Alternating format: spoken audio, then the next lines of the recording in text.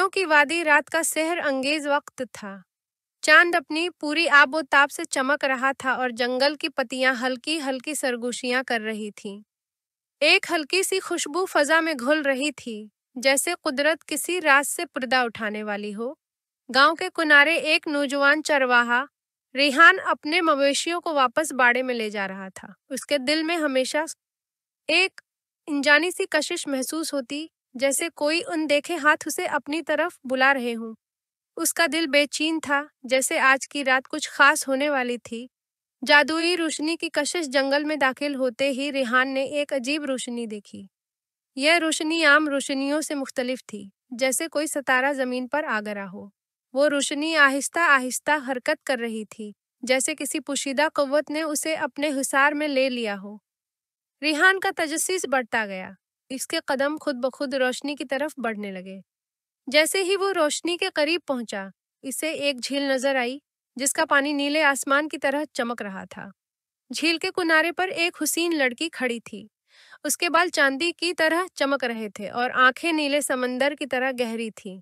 वह कोई आम इंसान नहीं थी, वो एक परी थी। परी की अल्तजा रेहान हैरत में डूब गया। ये नज़ारा उसने सिर्फ कहानियों में सुना था, लेकिन आज वो अपनी आंखों से एक परी को देख रहा था। परी ने एक मुस्कुराहट के साथ कहा, रेहान, तुम यहाँ कैसे आए? ये जगह आम इंसानों के लिए नहीं। रेहान की हैरानी दोगुनी हो गई। तुम्हें मेरा नाम कैसे मालूम? तुम कौन हो? उसने कांपती आवाज में पूछा।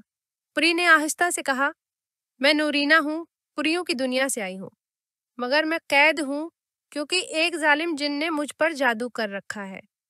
अगर कोई नेक दिल इंसान मेरी मदद करे तो मैं आज़ाद हो सकती हूँ। जादुई पत्थर का राज रेहान ने बगैर किसी हचकचाहट के कहा, मैं तुम्हारी मदद करूंगा।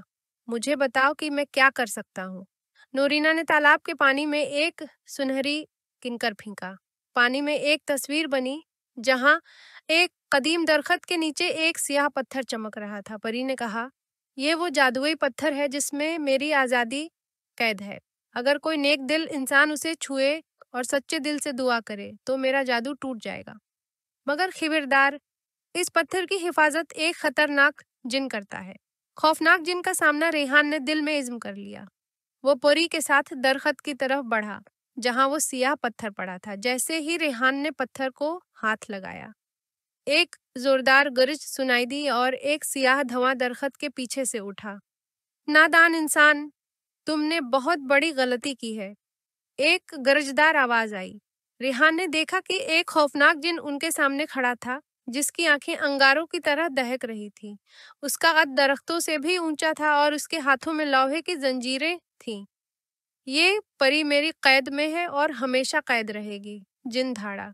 रेहान ने हिम्मत न हारी और दुआ की, ए खुदा, मुझे हिम्मत दे कि मैं उस मासूम परी को बचा सकूं।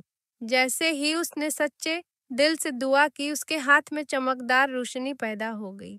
इस रोशनी ने जिन को घेर लिया और जिन चीखने लगा, नहीं, ये मुमकिन नहीं। जिन की आवाज कमजोर पड़ने लगी और फिर वो धुएं में बदल कर गायब हो गया। परी की आजादी। नूरीना की आंखों में खुशी के आंसू थे।